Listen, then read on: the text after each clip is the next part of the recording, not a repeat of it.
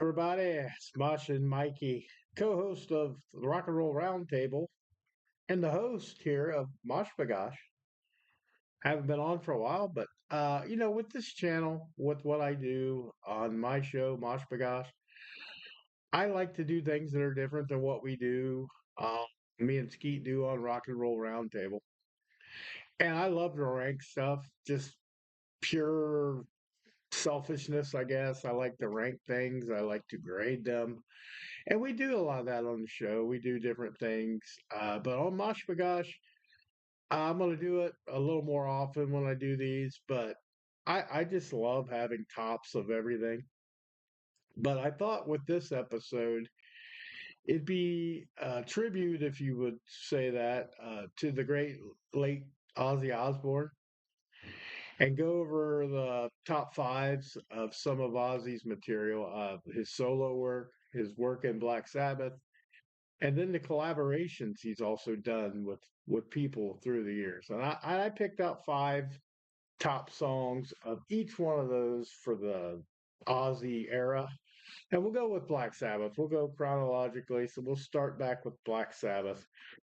Uh, I have a top five, just five. But this, so fifth one, I have a tie right off the bat because Black Sabbath, man, it's just so much good stuff. But with Ozzy, I had a real tough time dwindling it down, but I didn't want to go on forever and ever and a day with the episode either. So at number five, I had a classic NIB. I love the remake he did also with the Primus guys. I thought that was fabulous. But the Black Sabbath version, NIB, it's just got that roll. It's got a hell of a riff, just everything good about it. Ozzy has that signature high end. Ozzy almost sounds like every time he sings, he's using a chorus pedal. But, it sounded that way back in the 70s with Black Sabbath. So I think and there wasn't a lot of vocal processing going on that I am aware of in the 1970s. So it's just basically his natural voice. But NIB is just one of those classic. You know, My name is Lucifer. Please take my hand. It's just, yeah, awesome stuff. But tied with that was one off the 13 album, which I went out and bought when it came out. God is Dead. And I really liked that song. It was more of a slower, brooding back to the early stuff Black Sabbath did. But man, his vocals were on point on that song, and that album was really good. Um, yeah, so other than Bill Ward not being on it, it was a good, really good Black Sabbath album. And man, that's tied. They're tied for tie five. I just couldn't decide between the two of them, so I said I'm gonna have a tie at five. So that's what we got. Number four, I went with the classic Sabbath, Bloody Sabbath. One of those iconic songs that everybody that any way, shape, or form knows Black Sabbath from the Ozzy days would know that. Signature lyrics, signature vocals again. So yeah, number four for me was Sabbath, Bloody Sabbath. Number three is one that got overplayed to death. I mean, it really did, but you can't deny the structure of the song, the way he sings it. It's just War Pigs, man. War Pigs for me. And as much as I hate when stuff gets overplayed, you still have to respect the song itself. Got to look past the what the record uh, radio stations do to it and all that. So it's number three is War Pigs, the Black Sabbath era. Two is a song just because it's one of the first ones I ever heard. And I used to try to cover this. I would sing it playing around at practice, but it's Paranoid. Everybody knows Paranoid. But I mean, Ozzy was just on speed with it. It's pretty easy song, pretty simplistic, couple 3 minutes long. It's just hell of a hell of a song. Musically, I like the solo in it, but Ozzy's voice is Again, phenomenal in this. Now, number one is not one that gets a whole bunch of love that I know because you could pick from Iron Man, Into the Void, Sweet Leaf, Snowblind. You could take any of those to any different person on any given day, and they're all going to have a different favorite one. Mine was just a song, I don't know, it just resonated with me, and it's one that I've always liked, whether he did it with Black Sabbath and when he did it solo. Children of the Grave. It was just my deal, man. That's just what I like from Ozzy's Black Sabbath era. And I thought Lamb of God just recently did a hell of a cover of it at Back to the Beginning over there in celebration of Ozzy and Black Sabbath. So yeah, Children of the Grave is mine. Now we're gonna go to the solo stuff. The solo Ozzy and Ozzy Diary of a Madman tour was the first tour I saw without being accompanied by a parent because I am Gen X. And that show would have been, I think I was 14 years old when I got to finally go to a show without my mom tagging along. Which God love her, God rest her soul. My mom was fantastic about letting me do my music stuff. I had a bunch of country bands and stuff when I was a kid, but then she also took me to Kiss, twice. But the very first concert ever was Kiss. Then she took me again. I think it was about the same year. It might have been the last concert she actually took me to on the Creatures of the Night tour. So yeah, it's just Ozzy solo stuff. When I saw the Blizzard of Oz came out or heard it, yeah, a bunch of great songs off Blizzard of Oz. Diary of a Madman stepped it up for me. I liked a bunch of Diary of a Madman, but Ozzy's career, I'll be honest, he fell off my radar after No Rest for the Wicked. But I did like some songs off Say No More Tears.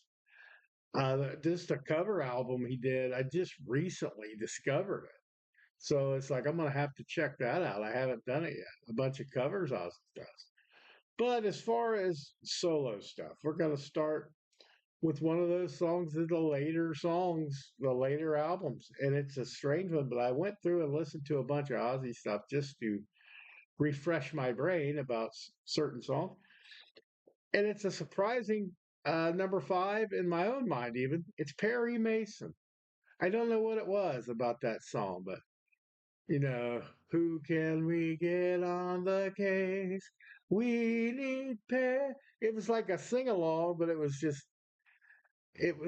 guitar was crazy, but Ozzy himself was killing it in that song, and I end up really liking it more than I even remembered. So that's number five. Now number four was like a bonus hidden track that me and Skeet actually do on our upcoming review of No Rest for the Wicked album. I think it's going to be out in a few weeks here, but we did a review of it. And this song is the one that, if you bought it when you were back in 1988, you had to wait. It was like one of those hidden tracks. They used to do a lot back. But the song was called Hero. And I just think it's phenomenal. It's a big song, had a lot going on. Wasn't heavy. It wasn't heavy really much at all. It wasn't the heaviness. It was the vocals. It was how it was put together. I just think it's an excellent song. So it's at number four for my solo Ozzy. Now, number three was one that got him in a little trouble. It got Ozzy in a little trouble right off the bat when, Blizzard of Oz came out.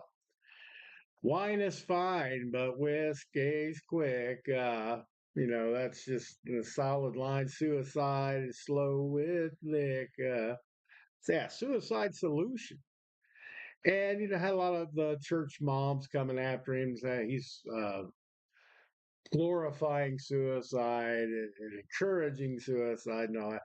I think the more we knew Ozzy in his later days, we know how far that is from the truth. Ozzy was just a kind-hearted guy. He might have had the Prince of Darkness persona, and sure, he might have been on a shit ton of drugs back in the day and did some crazy stuff. But who among us can we live in our glass houses? We shouldn't be throwing stones, right? You shouldn't be judging people for you don't know anything about their situation. But I mean, if you're a fool about it, sure. And he made some mistakes. He copped up to it. But anyway, Suicide Solution, just that song was just a great song. I don't care if they thought it saying this or that. I think it was going demonizing suicide. That's what I thought of the song. It's just like, all this stuff you think you can do, drowning in your sorrows and stuff. It's not gonna work. But that's how I took it. Not everybody did. Not the church moms and not a lot of the other people. Number two was also on Blizzard of Oz, and just the sheer theatrics of this song. And Ozzy had that gloomy sound when he sang this. So it was just like almost perfectly fitting the subject matter and all that. But of course, it's Mr. Crowley. Mr. Crowley's a classic, dude. I mean, not just the haunting like keyboards at the beginning, but Ozzy's kicking it in, just when it kicks in. And he just had that sound to his voice. It was so delay. It definitely sounds like it had delay in it all the time, reverb, like a natural kind of reverb delay. So it was an incredible song, and the music was absolutely out of this world. So combined with Ozzy's vocals on this, yeah, it's Mr. Crowley too. Now, number one might be a surprise to some people, but I don't know why this song stuck in my head forever. And I think it was a combination of the heavy guitar, it was a combination of the subject matter and the lyrics and the way Ozzy sang it, but it's Believer at number one. Yeah, it's just, I love that song. I think the message was there for it. Lyrically, it was catchy. It was always top of my head. It was slower, methodical. The guitar was crazy in it, but yeah, Randy Rhoads, man. You can't forget those riffs. But I saw Brad Gillis play that when I first saw this tour. It wasn't too long after Randy died on the Diary of a Madman tour, and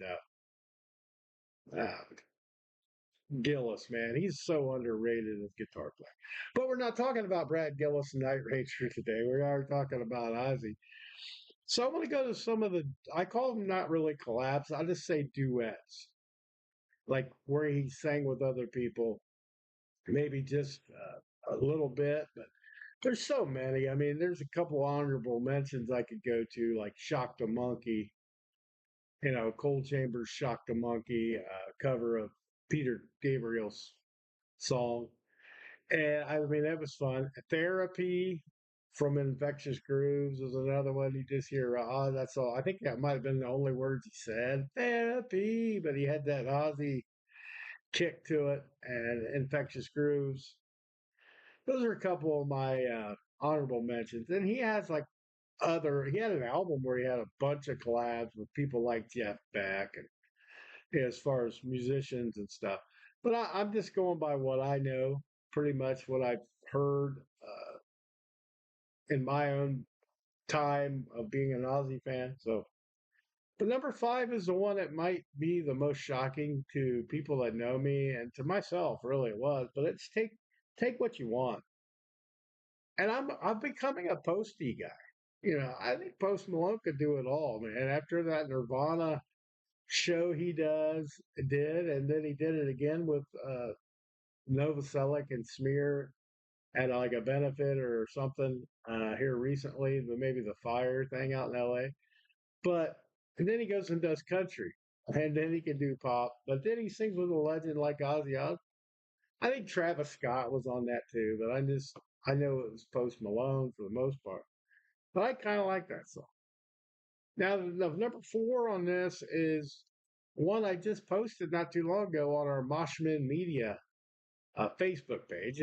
If you're not friend with me yet on Facebook, do that Moshman Media on Facebook. Just look it up, ask for a friend request. I hit you up and you can check out the videos I put up on there and stuff me and Skeet do, the shows, and this will be there, of course. But uh, it was Miss Piggy he was duetting with. So I mean, yeah, it was fun. You could tell, yeah, humorous guy. Ozzy was a laid back dude, especially watching the reality show with his family and Sharon. He's always yelling at Sharon, and just he was a grandpa. He was a grandpa at the end there. But the little thing with Miss Piggy, but he sang the song so great. It was Born to Be Wild. I thought it sounded great. So even trying to be funny, tongue in cheek, but the song still slayed vocally, especially. So it was like that was deserving to be a top five in my book. Now number three was his duet with Elton John. That's a strange combination. Elton John was kind of in that way too, though. He could duet with a lot of people. I mean, he did what Eminem one time. Elton John did, and George Michael. He can duet with a lot of people. But Ozzy was like a weird combination for a guy like Elton John. But again, it killed Ordinary Man. It was a great duet collaboration, whatever you want to call it. So that was number three for me. And then we go to number two. Number two could be considered heavy metal founders, vocally, but and musically, if you want to go there, because I've heard this band compared in with Black Sabbath as being like the heavy metal starters or the speed metal engineer, engineers or whatever you want to call it, innovators.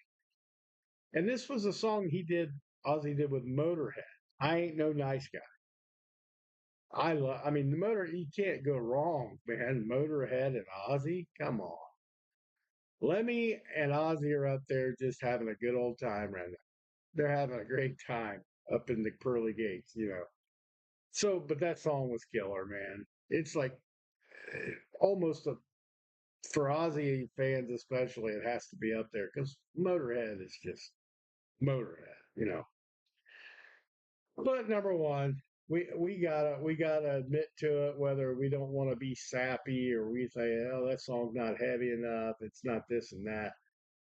But it's always gonna be Close My Eyes Forever with the lovely and talented Miss Lita Ford. I mean, it still stands the test of time. People still absolutely love that song. Me included. And I'm not a huge Lita Ford fan, but I mean, I liked some of her stuff. I thought she was great to watch, great performer. But this song was different. It had the perfect combination of vocals, and it's probably the number one, like, I don't know, popular of all of them, too. But that had no bearing on what I thought. I thought this was the best mixture. I thought they both sounded great. And that's why it's number one on the call duets list for Ozzy Osbourne. Now, for my last little section here, Ozzy Osbourne, what an iconic legend. We don't get too many of those in the heavy metal world that has the influence of an Ozzy Osbourne.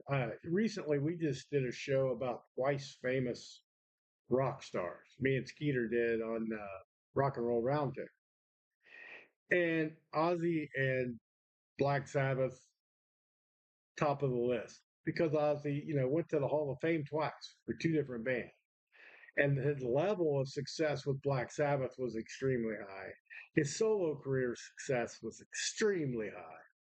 So he was in our like top three. I think we figured it out, but I think he might have been number one overall just because of the magnitude of what he's done.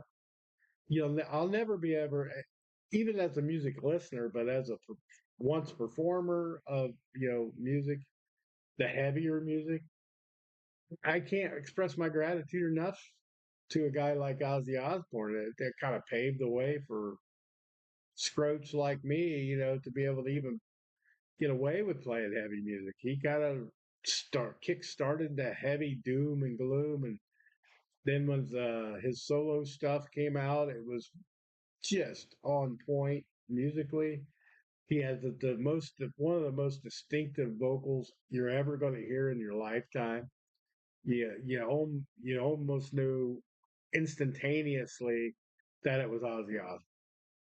So yeah, it's just my little tribute to the man. Rest in peace, sir.